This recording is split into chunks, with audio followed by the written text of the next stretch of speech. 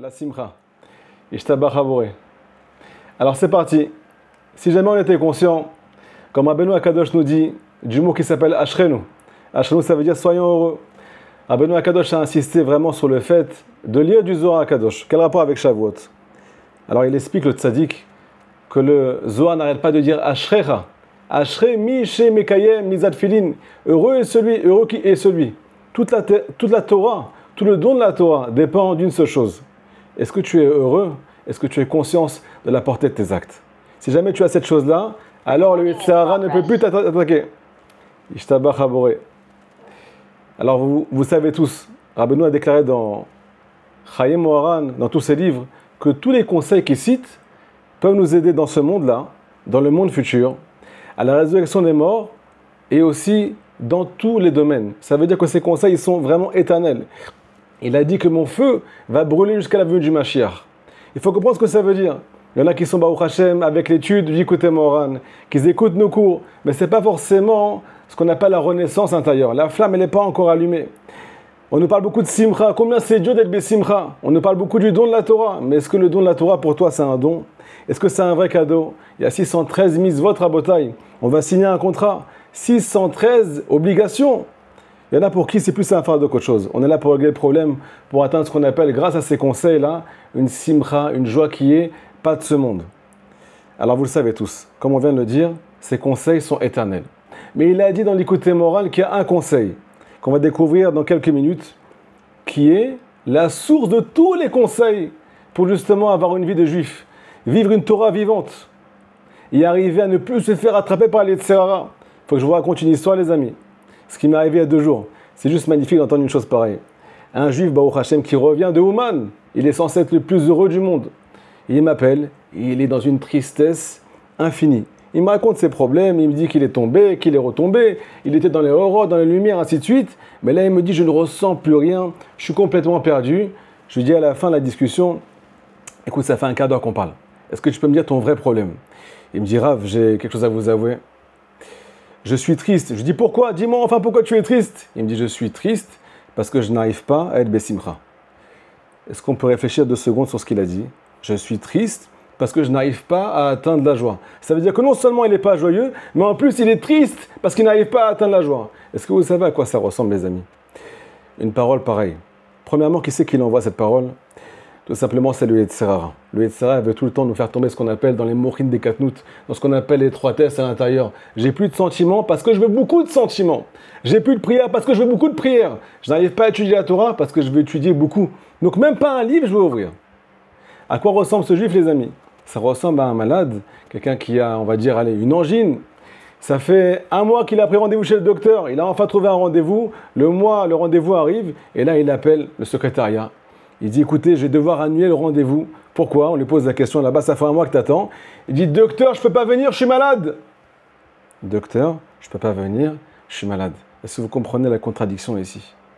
On a ce qu'on appelle tous les trésors du monde. On va recevoir un cadeau qui s'appelle la Torah Akdosha. Mais on se dit à l'intérieur, je ne pourrais pas le recevoir parce que je suis malade. Mais c'est ça qui est censé nous guérir, les amis.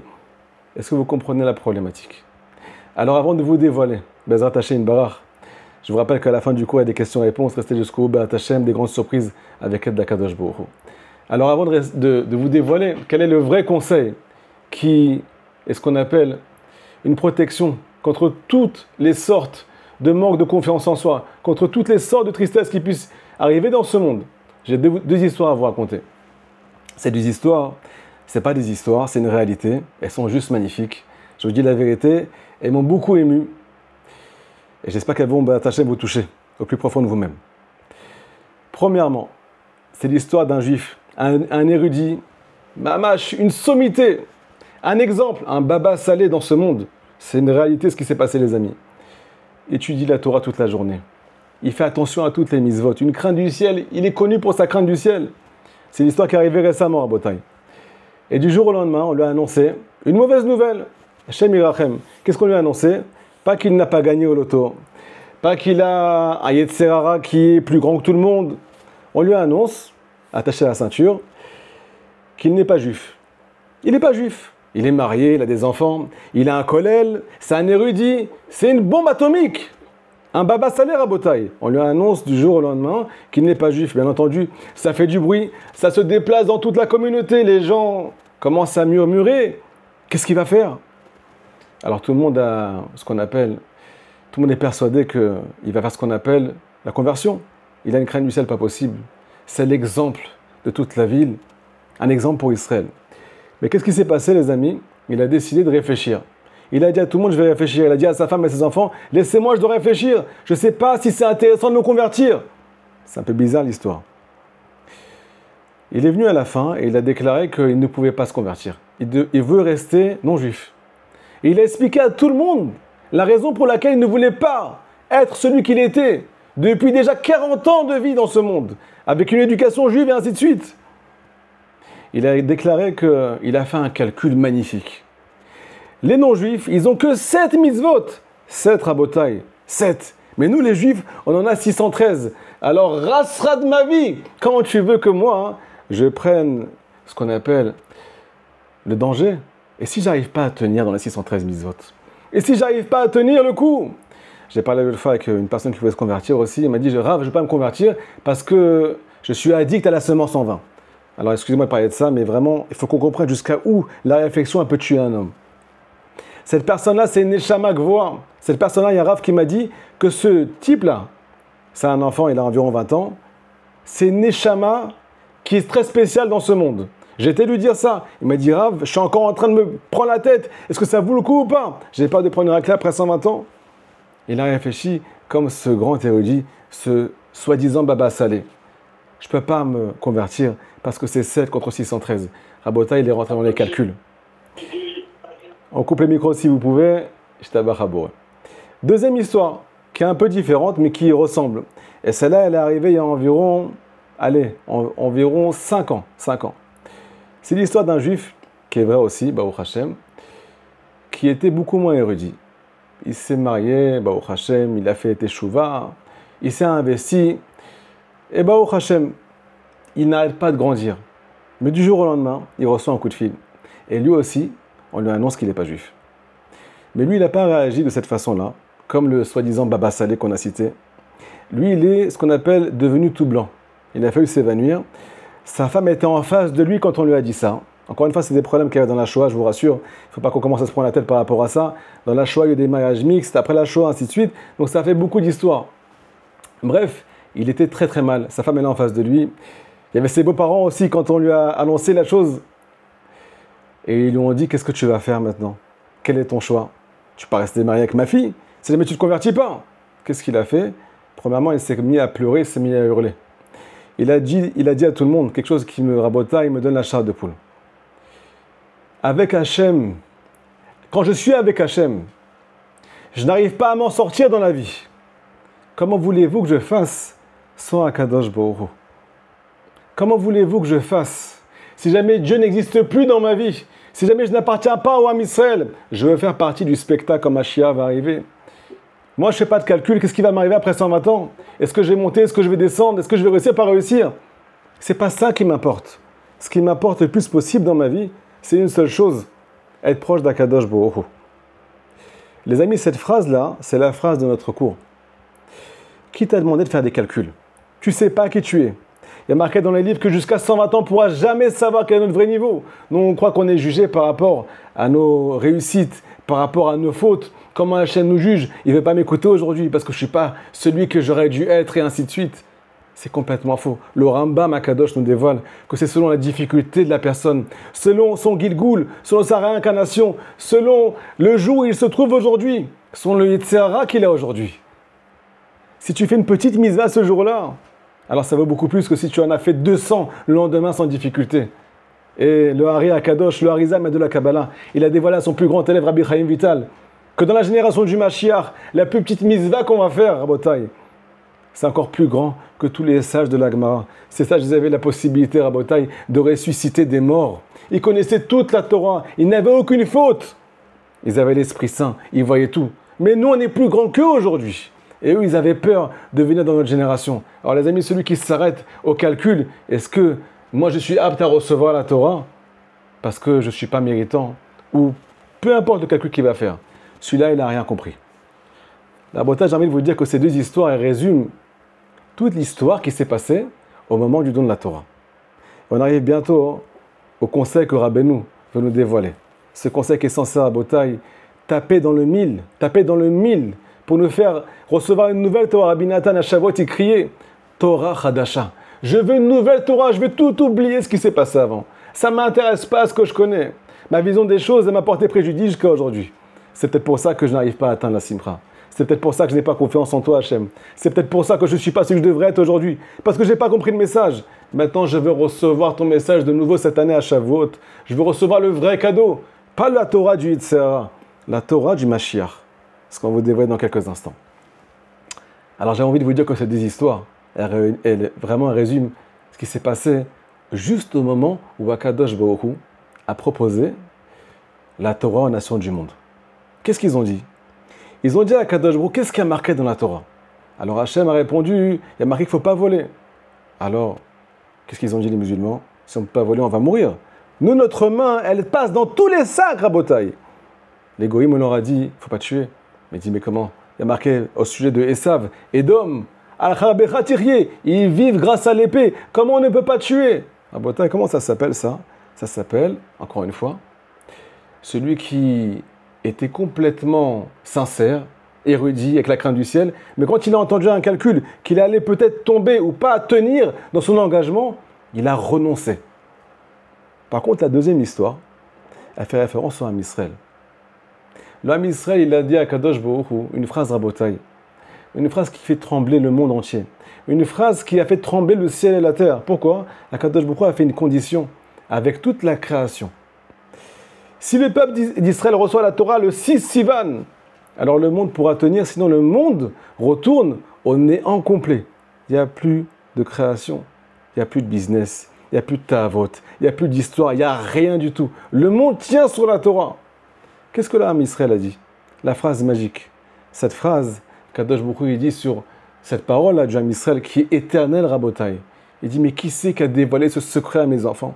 C'est un secret que les anges, ils utilisent dans le ciel. Ce secret ne fait pas partie de ce monde. Il n'existe pas dans ce monde, ce secret. Quelle est la phrase? Vous la connaissez tous. Elle s'appelle Naaseh Venishma.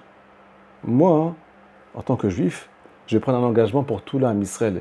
Je vais dire à Kadosh Baruch Hu, on a tous dit ça, je vous rappelle, on était tous là-bas au moment du Mont Sinaï. On va faire, c'est moi qui parle, je prends l'engagement pour les autres. Première question, comment tu prends l'engagement pour les autres? Deuxièmement, comment tu signes un contrat? On va appliquer avant d'entendre ce qui a marqué. Comment tu signes un contrat avant de savoir ce qui a marqué là-bas? Peut-être que tu vas te prendre une darba après 120 ans. Peut-être que tu ne vas pas tenir le coup. Peut-être que tu as ce qu'on appelle tomber, trébucher. Comme c'est le cas aujourd'hui, tout le monde trébuche. Mais tout le monde est tellement sincère. Il y a un élan de Tchouva qui est tellement sincère dans ce monde. L'homme Israël est magnifique, Rabotaï. Si seulement il avait confiance en lui, seulement il connaissait la miséricorde d'Akadosh Baruch Hu, on n'aura pas la même tronche qu'on a aujourd'hui, les amis. Alors, qu'est-ce que je voulais vous dire par rapport à ça? Nahon. Donc on a dit, on a signé avant de savoir ce qui avait marqué. Pourquoi? Parce que nous, on a compris une parole qu'elle est dévoilée dans le futur. Cette parole, elle s'appelle que le don de la Torah, Rabotaï, c'est un mariage avec Dieu. Un mariage. Comme ce juif-là qui a dit à toute sa belle famille, à sa femme, sans un Kadosh Baruch Hu, je ne peux pas. Peu importe ce qui va se passer, ça ne m'intéresse pas. Ce que je veux, c'est le lien éternel. Vous savez, l'Admour Azaken, c'est un tzaddik immense. Il a dit à Kadosh Baruch Hu un jour, je ne veux pas ton Olam, je veux pas du monde futur. Ce que je veux, c'est toi. Et l'histoire avec le Baal Shem Tov à Kadosh, c'est l'histoire qu'on raconte à Pessah Rabotaï. Il a dit, quand on lui a dit qu'il n'avait plus de Olam Haba, parce qu'il a fait ce qu'on appelle un miracle, qu'il ne devait pas arriver dans ce monde, il s'est mis à sourire, il s'est mis à rayonner, il a une simra pas possible dans son cœur. Comment ça se fait? Tu travailles sans résultat, tu travailles sans récompense. Le Baal Shem Tov, il a dit, ce qui m'importe, c'est Akadosh Baruch Hu. Je m'en fous du résultat. Ce que je veux, c'est le bon Dieu lui-même. C'est même pas sa Torah. C'est celui qui a donné la Torah. Et si j'arrive à cette chose-là, à trouver celui qui a donné la Torah, et pas seulement, fais pas ci, fais pas ça, la Torah va devenir vivante, Rabotaï. Je vais commencer à pouvoir me délivrer. Comment voulez-vous vous connecter à la prière si jamais vous réfléchissez? Est-ce qu'il m'entend? Est-ce qu'il ne m'entend pas? Est-ce que ça va marcher? Est-ce que ça ne va pas marcher? Comment voulez-vous être joyeux si dans votre tête, il y a tout le temps ce qu'on appelle des calculs? Mais qu'est-ce qui va se passer aujourd'hui avec la parnassa? Les enfants, ils nous rendent chèvres. Dans le couple, des fois c'est une catastrophe. La parnassa, je ne vous raconte même pas ce qui se passe. Il y a des gens qui m'appellent et me disent, mais Rav, j'ai pas de quoi manger. Ni le pain, ni le lait, j'ai. Et j'ai 12 enfants. Alors quoi? Comment voulez-vous être souriant avec tous les problèmes qui dévancent la venue du Mashiach? Je vais vous raconter un botas qui est marqué dans le Zohar à la fin du cours sur la période que le peuple d'Israël va passer avant que Mashiach arrive. C'est juste des frissons dans le dos, Rabotai. Alors qu'est-ce qui a permis au Ham Israël, à Manifra, le peuple élu, de recevoir ce cadeau qui s'appelle la Torah Akdosha et de passer sous le dé nuptial, de se marier avec Hachem? Nous dit Rabbi Nachman de Breslev, c'est ça le secret que je vais vous dévoiler maintenant, ce secret qui réunit tous les conseils du Likutei Moharan.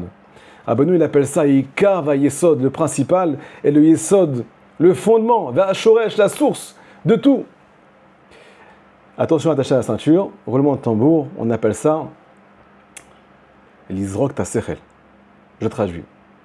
Ce qu'il y a à l'intérieur de cette boîte crânienne là, c'est ce qu'on appelle un cerveau. Il y a un cerveau, il y a un cervelet, il y a un conscient, il y a un inconscient. Et lui, il fait des calculs. Depuis quand il fait des calculs, Rabotai? Comment ça se fait qu'un homme, il est aussi compliqué, il est marqué dans le Passouk, que Akadosh Baruch Hu, il bara et Adam Yachar, il a créé l'homme droit, intègre, puissant, joyeux, qui a envie d'avancer. Aval ehem bikshu cheshbonot rabim. Le peuple d'Israël, le juif, il demande beaucoup de calculs. Ce qui fait qu'il ne peut rien toucher, il ne peut profiter d'aucun moment familial, il ne peut pas profiter de sa petite étude journalière, il ne peut pas profiter du jour où il n'a pas abîmé son brite. Ce jour-là, il n'arrive pas à en profiter. Il ne peut pas profiter du jour où madame a décidé de se couvrir la tête. Un jour, mais ce jour-là, Rabotai, il vaut tout le du monde pour Akadosh Baruch Hu. Il ne peut pas profiter de cette dame qui aime tellement parler sur tout le monde. C'est son hobby de parler sur tout l'Amisraël, mais cette fois-ci, elle a réussi à se retenir. Je n'ai aucun profit de ça. Pourquoi? Parce que moi, je fais des calculs. Je suis tombé 100 fois, j'ai tenu une fois. Alors, ça ne marche pas. Mais le peuple d'Israël, à Botaï, il n'a pas fait de calcul. C'est pour ça qu'il s'est uni avec Akadosh beaucoup. Donc, nous dire à Benoît Akadosh, ce que tu as ici, à l'intérieur de toi, hein, c'est lui ton plus grand ennemi. Je vous raconte quelque chose de magnifique, les amis. Après, on va développer le principe que Rabbeinu Akadosh ramène dans l'Likutei Moharan, parce que c'est vraiment le sujet du cours. Je vais raconter ce que nos sages citent sur le niveau que le peuple d'Israël a atteint au moment du don de la Torah. Vous le savez tous, le peuple d'Israël, c'était à la base un ensemble d'âmes. Ces âmes étaient incluses dans un seul corps, dans le corps de Adam Arishon, le premier homme. Et ce premier homme-là, il nous a ce qu'on appelle mis dans le pétrin. On était à l'intérieur de lui et il a consommé de l'arbre de la connaissance. L'arbre de la connaissance, il s'appelle Etz Hadat Tov Vera. L'arbre, il contient le bien et le mal. À partir du moment où il a consommé de cet arbre-là, alors on est ce qu'on appelle tombé dans l'exil. On est sorti du Gan Eden, du paradis. On est descendu dans ce monde. Et là, tous les problèmes commencent. Mais nos sages nous disent que le jour où le peuple d'Israël, Rabotai, écoutez bien, a reçu la Torah, alors on a atteint le niveau spirituel que le premier homme a atteint avant de fauter. Ça veut dire qu'il était complètement parfait. Il était complètement neutre, complètement lumineux. C'est Hachem qui l'a façonné. Il a atteint tous les niveaux. Nous, on a atteint à Botaï ce niveau-là au moment du don de la Torah. Pourquoi, les amis? Alors, juste, Baruch Hashem, Akadosh Baruch Hu m'a éclairé, c'est lui qui m'a donné ce chidouche-là, cette compréhension. Pourquoi nous disent nos sages que le peuple d'Israël a atteint le niveau le plus haut de avant la faute? Parce qu'on a fait exactement le contraire de ce que Adam Arishon a consommé. Il a mangé de l'arbre de la connaissance qui contient le bien et le mal. Nous, on a dit à Kadosh Baruch Hu, peu importe ce qui a marqué sur le contrat, c'est sûr qu'il n'y a que du bien. Il n'y a pas de ce qu'on appelle de différence entre le bien et le mal. On sait très bien que tout va bien se passer. Hachem, on a entièrement confiance en toi. On n'a pas de doute que si jamais tu as dit que la Torah elle est bonne, on va la recevoir. C'est pour ça, les amis, qu'on a pu dire aussi, encore une chose de magnifique, Naasé, on va faire avant de comprendre. Comment tu peux prendre l'engagement pour tous tes amis, pour toute ta famille, pour tout ton peuple. On a tous dit, on va faire au singulier. On était au singulier, mais on a dit au pluriel, parce qu'on est sûr que c'est une sucrerie. Et tout le monde veut des sucreries. Donc on s'est engagé pour tout le monde, les amis. Qu'est-ce que ça veut dire tout ça? Je dis à Benoît Akadosh, si le Yetzirah t'attrape aujourd'hui, il y a une seule raison.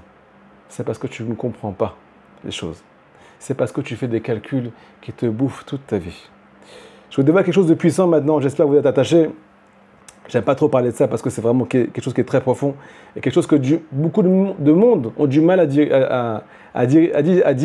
digérer. Voilà, bah, j'ai réussi à le dire. Cette leçon en l'écouter Moran, elle commence par Aïka Vayesod, le principal, c'est de s'attacher au tzaddik de vérité. Quel rapport avec le don de la Torah, vous allez comprendre en une seconde. Et le tzaddik de vérité est là pour nous ramener à Botaï, au but final, nous ramener jusqu'à la venue du Mashiach. Mais Rabbeinu nous cite que celui qui ne s'attache pas véritablement et qui n'enlève pas son mode de pensée, sa façon de voir la vie, sa façon de percevoir la Torah, avec ses sentiments personnels, avec ses compréhensions personnelles, les compréhensions Rabotai qui, je vous rappelle, éloignent complètement un juif, alors il ne s'appelle pas attaché au tzaddik de vérité. Il est complètement détaché de la réalité. Quel rapport entre la Torah, la volonté de Dieu, quelqu'un qui n'est pas Breslev, est-ce que ce message est aussi pour lui, pour elle? Écoutez ce que Rabbeinu nous dit. Rabbeinu ramène une source dans la Torah. Akadosh Baruch Hu demande à tout le Ham Israël, Bechol asher yorucha.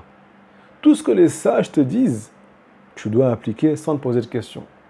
Les paroles des sages, nous dit Akadosh Baruch Hu dans le Midrash, elles sont encore plus importantes à mes yeux, dit Hachem, que les paroles que moi-même j'ai transmises.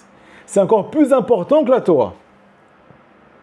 Qu'est-ce qui a marqué? Même si le sage il te dit que la droite c'est la gauche et que la gauche c'est la droite, tu dois avoir foi complète que ce qui te dit c'est la réalité. Et c'est ça qui va te permettre d'arriver au Beth Amikdash. Quel rapport maintenant avec le don de la Torah, les amis? Vous savez tous, il y a un pasouk qui est vraiment très méchant, entre guillemets. Il est un petit peu épicé. Il y a marqué que le peuple d'Israël, il s'appelle Am Naval Velo Chacham. Un peuple imbécile, un peuple sot. A priori, c'est très péjoratif. Mais il y a un des commentateurs qui est le commentateur qu'on appelle le Targum. Celui qui vient traduire le pasouk en ce qu'on appelle pas langue thoraïque, mais une langue qui est parlée. Et là-bas, il traduit le Targum sur, entre guillemets, cette parole qui est négative. Il dit Ama Hakimu, Ama Delo Hakimu, un peuple qui n'a pas ce qu'on appelle fait de calcul, Bekabilo Raïta. Et un peuple qui ont reçu la Torah. Quel rapport avec tout ce qu'on est en train de dire jusqu'à maintenant? D'un côté, c'est parce qu'il est négatif, un peuple sot. D'un autre côté, on traduit que c'est par sa sottise qu'ils ont reçu la Torah. Rabbeinu Akadosh nous dévoile qu'au moment du don de la Torah à Botaï, le peuple d'Israël, ils étaient accompagnés d'idolâtres. Ils avaient des milliards de pensées. Est-ce qu'on va tenir le coup? Est-ce qu'on ne va pas tenir le coup? Est-ce qu'on veut se marier avec Dieu? Est-ce qu'on va devoir renoncer à tous nos plaisirs? Et comment on va tenir? Ainsi de suite. Bref, à cause de ça, nous dit Rabbeinu, on a fallu passer à côté du plus beau cadeau qui va nous amener à Mashiach, qui nous aide aujourd'hui à tenir toutes les épreuves qu'on passe avec le 7 octobre, avec toutes ces familles qui sont brisées. Comment on peut tenir aujourd'hui, si ce n'est la Emouna, si ce n'est ce qui est marqué dans justement cette Torah, qui est là pour nous unir avec Kadosh Baruch Hu. Donc les amis, la seule raison, dévoile Rabbi Nachman de Boissel, pour laquelle, écoutez bien, c'est le cœur du cours, pour laquelle on a reçu la Torah, c'est parce qu'on a jeté notre cerveau, parce qu'on n'est pas intelligent, parce qu'on a mis tous nos calculs de côté. Alors, est-ce que vous savez que dans le Zohar Kadosh, il y a une parole qui fait froid dans le dos? Cette parole, elle s'appelle qu'avant que Mashiach arrive, ça va être une catastrophe. Qu'est-ce que ça veut dire catastrophe? Akadosh Baruch Hu va éprouver sur le plan sentimental, sur le plan spirituel, sur le plan matériel, chaque juif d'Israël. Est-ce que vous voyez de quoi je parle? Peut-être que je suis seul à passer des épreuves, peut-être que ce n'est pas votre cas, en tout cas je ne vous souhaite pas les amis. Mais tout le monde parle de l'incompréhension qu'il y a avant que Mashiach arrive. Combien de mauvaises nouvelles on entend? Combien de Hachem des gens qui sont malades? Combien des gens qui ne comprennent plus qu'est-ce que Hachem attend d'eux? J'en parle beaucoup dans les cours. Des gens qui ont envie d'avancer, qui ont une volonté extraordinaire. Des diamants, ces juifs-là, des bonbons à botter, des chocolats. Mais qui me disent, Rav, je n'arrête pas. J'arrête pas de retomber. Pareil pour la tzniout, c'est le plus grand Yetzirah pour une femme. Pareil pour le Shabbat, il y en a qui n'arrivent pas à garder Shabbat. Il y en a qui me disent, j'ai peur, si jamais je n'ai pas mon téléphone à côté de moi, j'ai peur qu'il se passe quelque chose. J'ai peur qu'il se passe quelque chose. Ça me rassure de l'avoir à côté de moi. Bref, chacun a ce qu'on appelle ces choses qui font qu'il ne sait plus qui il est et qui n'arrive pas à se fondre dans la volonté d'Akadosh Baruch Hu. Et c'est vraiment déstabilisant. Avant, on n'était pas comme ça. Nos grands-parents ne faisaient pas de calcul à Rabota. Ils avaient une Emouna Pshuta. Ils étaient simples et ils arrivaient à se coller à Dieu. Maintenant, on a beaucoup de mal. Pourquoi Hachem, il a créé ce Yetzirah qui est aussi fort, qui s'appelle Internet? On est sur Internet aujourd'hui. Il faut l'utiliser dans le bien. Mais pourquoi autant de tentations en un clic? Personne n'est au courant de ce qui se passe dans ta vie. Il n'y a que toi qui sais ce qui se passe là-bas. Il y a des femmes qui trompent leur mari, chas v'shalom, parce qu'elles commencent à discuter avec des gens qu'elles ne connaissent même pas, sur un chat, sur un des réseaux, ainsi de suite. Rabotai, avant on n'avait presque pas le choix d'être bon. Il n'y avait pas télé, pas internet. Aujourd'hui, Akadosh Baruch Hu nous rend tout ce qu'on appelle le libre arbitre. Il les met en face de nos yeux. Les tentations, elles sont intenables. Alors, qu'est-ce que tu veux, Hachem? Rabotai, c'est une des épreuves qui va arriver avant que Mashiach arrive. Mais Rabbeinu Akadosh a dit, je suis là pour vous accompagner jusqu'à la venue du Mashiach. Grâce à quoi? Pas grâce à ma personnalité. Il n'existe pas le tzaddik. Il existe seulement à travers sa parole. Et sa parole, elle existe seulement pour une seule raison. Pas pour dire c'est lui, c'est pas lui. On s'en fout qui c'est. Il est marqué dans l'Écoutez Morin que la seule raison pour laquelle Akadosh Baruch Hu a donné cette force au tzaddik de vérité, c'est uniquement pour éveiller toutes les âmes juives et qu'elles arrêtent de s'endormir avant que Mashiach arrive. C'est pour ça qu'il nous renforce à Botaï. C'est pour ça qu'il nous dit, mon feu va brûler jusqu'à la venue du Mashiach. Il y a marqué dans Rabbeinu Avram et Rabbi Nachman que Rabbi Nachman a préparé, encore une fois c'est une parole qui est forte, a préparé tout le terrain à Mashiach. Quand Mashiach va arriver, qu'est-ce qu'on va faire les amis? On va louanger à Kadosh Baruch Hu. On va danser, on va chanter, on sera tous à Jérusalem, on sera tous unis, il n'y aura plus de différence. De quoi Rabbi Nachman parle? Il nous parle de jeter le cerveau à la poubelle, Rabotai. Pourquoi? Parce que si jamais toi, tu veux accomplir le conseil qui s'appelle « Sois dans la joie », malgré tous tes problèmes, tu ne pourras jamais y arriver si tu n'accomplis pas le conseil qu'a marqué par rapport au don de la Torah. Naasé, je ne réfléchis plus, je n'ai plus de calcul dans ma tête.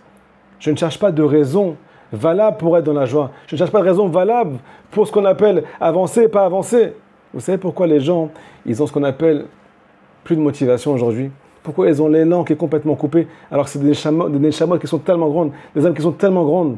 Parce qu'un jour, à Botaï, ils ont ce qu'on appelle un problème. Ils ont été déçus d'Akadosh Baruch Hu. Ils ont été déçus de leur femme, de leur mari. Donc il n'y a plus de mariage. Donc il n'y a plus de lien avec toi, papa. Je ne te comprends plus. Tu ne réponds pas à mes prières. Tu m'éprouves tellement que je n'arrive plus à me retrouver à travers ta volonté. D'où tous ces problèmes commencent, les amis.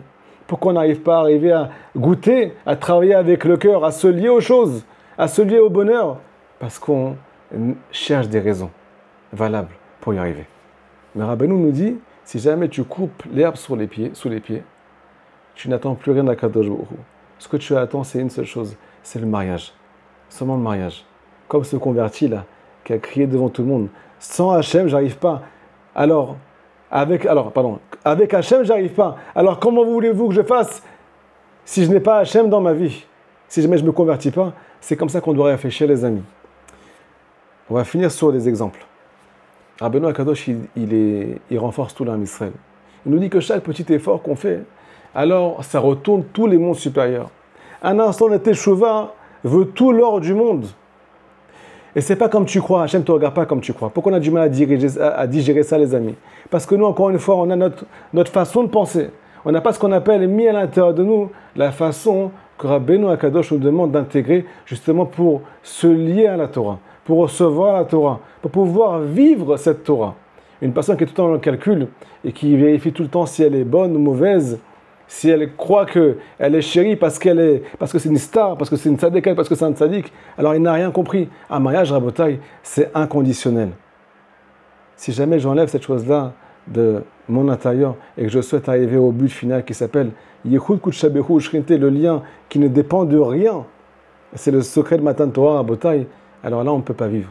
Mais si jamais on écoute cette chose-là, alors on peut relire tous les conseils. Imaginez-vous, pour finir, un juif qui vient faire le beau des doutes, et là il se dit, est-ce que Hachem m'entend? Il ne pourra pas faire le beau des doutes. Si par contre ce juif-là, il vient faire le beau des doutes pour se parler, pour se répéter, qu'il ne comprend rien, le fait qu'il ressent que Hachem ne l'écoute pas, c'est du mensonge complet. Parce que la Torah dit que Hachem t'écoute. Parce que la Torah nous dit que Akadosh Baruch Hu tend son oreille quand un juif juste avant que Mashiach il arrive, en l'an 2025, dans les 50 degrés d'impureté, il commence à discuter avec son Créateur. Alors là, si jamais on arrive à se lier et à parler à notre cœur et se persuader que la vérité n'est pas dans notre compréhension, dans l'arbre de la connaissance du bien et du mal, mais dans ce qu'on appelle le fait de ne rien comprendre, mais s'attacher quoi qu'il arrive à Dieu. Alors là, on pourra arriver à ce qu'on appelle recommencer à ressentir la haine des doutes. On pourra recommencer à ressentir c'est quoi de faire une mitzvah besimcha. Parce que moi, je ne fais plus de calcul. Je veux faire ce que Hachem m'a dit. Je m'éloigner du mal le plus possible, m'approcher du bien le plus possible. Et le résultat ne m'intéresse pas. Est-ce que je vais avoir le Gan Eden? Je ne vais pas avoir le Gan Eden. Ce qui m'intéresse, c'est d'arriver à être le meilleur. Le meilleur pour Hachem. Ce qui veut dire effort. Ce qui veut dire recherche. Ce qui veut dire signer le contrat, même sans connaître les conditions. Rabotai, c'est ça qui fait qu'un juif peut être épanoui et venir sourire à Kadosh Borou juste après avoir fauté, parce qu'il ne fait pas de calcul. Il fait tchouva, il fait ce qu'il a marqué, et juste après, il revient chez son père. Juste après, il dit à Kadosh Borou, on recommence à zéro. Rappelez-nous pas de recommencer à zéro à chaque instant. Personne n'arrive à le faire. Personne n'arrive à tourner la page. Je suis attaché à ma difficulté. Je me sens sale. J'étais trop loin. Oui, et alors? Faites tchouva, faites tikkun klali, faites beau des doutes. Est-ce que tu vas au mikvé? Si tu vas au mikvé, c'est la renaissance, selon Rabbeinu Akadosh. C'est comme un embryon qui rentre dans le ventre de sa maman. L'eau là-bas, c'est liquide amniotique. Quand tu sors du bassin, c'est un nouveau-né qui sort du ventre de sa mère. C'est recommencer à zéro complètement. Toutes les fautes restent là-bas, automatiquement. Toutes les souffrances restent là-bas. Mais nous, quand on sort de là-bas, on traîne nos fautes, on traîne nos pensées, on traîne qu'est-ce qui va se passer. Et on traîne aussi nos souffrances. Pourquoi? Parce qu'on ne s'annule pas. Parce qu'on n'a pas encore jeté ce cerveau-là. On n'a pas encore jeté la réflexion. Si jamais on y arrive, alors tu vas au mikvé, fini. Tu fais tchouva, fini. Tu fais tikkun klali, fini. Je finis par une petite histoire. Je ne sais pas combien de temps ça fait qu'on est ensemble pour l'instant, mais bon, on va passer bientôt aux questions si Dieu veut. Hier, non, c'était pas hier, c'était il y a 2 jours environ, j'étais sur le tombeau de Dan ben Yaakov. Alors, Dan ben Yaakov, c'est le fils de Yaakov Avinu. Il y a 12 tribus. Dan, c'est une des 12 tribus. Et c'est la tribu Rabotai qui s'occupe des gens les plus problématiques. Il y a marqué dans la Torah, Dan me'asef et kol ha'machanot. Tous ceux qui étaient jetés des nuées de gloire parce qu'ils étaient sales, parce qu'ils avaient fauté, et qu'ils étaient en dehors des nuées de gloire dans le désert, alors c'est Dan qui, ce qu'on appelle, les ramasser. Il ramassait toutes les pertes du Ham Israël, toutes les pertes, je parle de toutes les pertes aussi, il ramassait tout ce qui se passait. Baruch Hashem, j'étais sur son tombeau. Qui c'est qu'on croise là-bas? Alors c'est juste magnifique, c'est vraiment ce qu'il y a marqué dans la Torah, c'est un miracle. Des drogués, des gens qui n'ont pas de dents rabotaille, ils n'ont pas de dents, ils sont là-bas. Des gens qui dorment par terre, ils fument, je ne sais pas ce qu'ils fument. Ils sont là-bas, ils hurlent, ils se battent sur le tombeau. Ils sont là-bas, toute la journée ils sont là-bas. Ils dorment aussi là-bas. Mais il y a un rave qui est très spécial. Encore une fois, ce rave, il est spécial parce qu'il a la force de descendre vers eux. Il a la force de s'occuper de gens comme ça. Et il les sort doucement, doucement. Il est connu pour ça, pour les sortir de la drogue, de leurs addictions et de les remettre dans ce qu'on appelle le monde de l'action. Faire attention à respecter le plus possible les Simchat Torah Mizot. Quand je suis arrivé là-bas à Rabotai, je me suis senti un petit peu mal. Qu'est-ce que je fais ici? Je suis tombé dans un asile Rabotai. J'étais avec un ami à moi. On a commencé à sourire. On est parti faire des beaux des doutes juste à côté parce qu'il y a une forêt. On revient et là, qui c'est qu'on voit? Le Rav qui s'occupe d'eux. Ce Rav, il est très connu. Et qu'est-ce qu'ils font avec ce Rav? Alors, ils font tous les Tehillim, Rabotai, en mélodie. Ils font tout le Tikkun Klali avant de commencer leur shiur, leur cours quotidien. Ils font tout le Tikkun Klali en mélodie. Ils se tiennent tous dans les bras. Des fois, ils se tiennent la main. Des fois, ils tapent des mains. Mais ils sont en ronde comme ça. Le Rav vient un pasouk, il répète le pasouk en chanson. Des fois, c'est un qui commence le passage du Tehillim et l'autre qui finit le passage du Tehillim avec une mélodie. Une mélodie qui m'a transpercé le cœur. Bon, Baruch Hashem, on est resté là-bas, c'était magnifique. Le Rav nous a bénis, c'est le jour de son anniversaire. On part de là-bas, bon, la vie continue. Aujourd'hui, je me retrouve à Rabotai avec Ishtabach Haboré, moi aussi, des grandes épreuves. Ça fait longtemps qu'on a des grandes épreuves, Baruch Hashem, dans plein de domaines, sans entrer dans les détails. Et ce matin, je me suis dit, mais pourquoi? Vas-y, lâche. Fais ce qu'a marqué dans l'écoute Moran. Tu vas faire un cours ce soir, alors applique ce que tu dis. À Rabotai, j'ai commencé à chanter avec la mélodie que ces gens-là qui sont complètement jetés à Rabotai, ils n'ont aucun sens dans la vie. J'ai commencé à chanter comme eux, le Hallel. Commencez à faire toute la prière avec en mélodie. Je ne vous raconte pas la concentration que j'ai eue. Je ne vous raconte pas la connexion que j'ai eue. Et ça faisait longtemps que je n'ai pas eu ça. Pourquoi les amis? Pourquoi? Avant, sans connexion, ou bien pas assez de connexion, malgré tous nos efforts, et maintenant connexion à haut débit. Parce qu'encore une fois, il n'y a aucune réflexion. Quand je viens devant Dieu, quand je cède face à sa volonté, c'est que avec la mélodie. Je ne regarde pas ce qui va se passer. Est-ce que je suis assez bien? Pas assez bien. Tous ces calculs ne doivent pas apparaître au moment où on sert Hachem, au moment où on fait des télim, au moment où on fait du bien dans notre vie. On doit tout oublier. À part une chose, commencer à chanter. La mélodie Rabotai. C'est ce qui peut sauver une neshama. Comment ce rave, il les sort? On finit vraiment là-dessus. Comment il arrive à les remettre dans le droit chemin? Il les fait chanter toute la journée. Alors imaginez-vous qu'un étudiant, un érudit pas possible, est-ce qu'il chante? Peut-être pas. Est-ce qu'il danse? Peut-être pas. Rabbeinu Akadosh nous demande de chanter avant la prière, nous demande de taper des mains, nous demande de danser. Pourquoi? Parce que c'est ce qu'on appelle, ça casse l'orgueil. Un juif qui danse, qui chante, qui tape des mains devant tout le monde, encore une fois, sans faire de spectacle, il n'y a pas besoin de s'afficher devant tout le monde, mais des fois tu es dans ta maison, tu es avec ta famille, quel est le problème? Des fois tu es avec des amis, tu peux commencer à te réjouir, à chantonner, les gens ils disent qu'est-ce que tu as de tomber sur la tête? À Botaï, c'est de l'orgueil. Tout celui qui se retient de se réjouir, de louanger à Kadosh Baruch Hu, même extérieurement, pas que à l'intérieur, il faut de façon extérieure pour éveiller le corps. Alors c'est ce qu'on appelle l'orgueil. Mais à Matan Torah, au don de la Torah, on a jeté tout l'orgueil de côté, toute notre affection. Moshe Rabbeinu, c'est l'homme le plus humble du monde. C'est pour ça qu'il a pu recevoir et transmettre. Donc Rabotai, une seule chose, jetez votre cerveau à la poubelle. Il n'y aura plus de tristesse, plus de calcul. Je ne suis pas triste parce que je n'arrive pas à la joie. Je suis dans la joie sans raison. Et si je n'y arrive pas, c'est pas grave. Je continue à chanter. Je continue à me battre. Je tombe, je me relèverai. Quoi qu'il arrive. Mon but, c'est d'arriver jusqu'au Mashiach. Mon but, c'est d'arriver à appliquer les conseils de Hitboledut, de Tikkun Klali, de Teshuvah, d'études de Torah le plus possible. Et c'est ça qui révèle la crainte du ciel à Rabotai. C'est quand le cœur est guéri de tous ces mots, de toutes ces réflexions, de toutes ces accusations. Bah, tâchez une barre.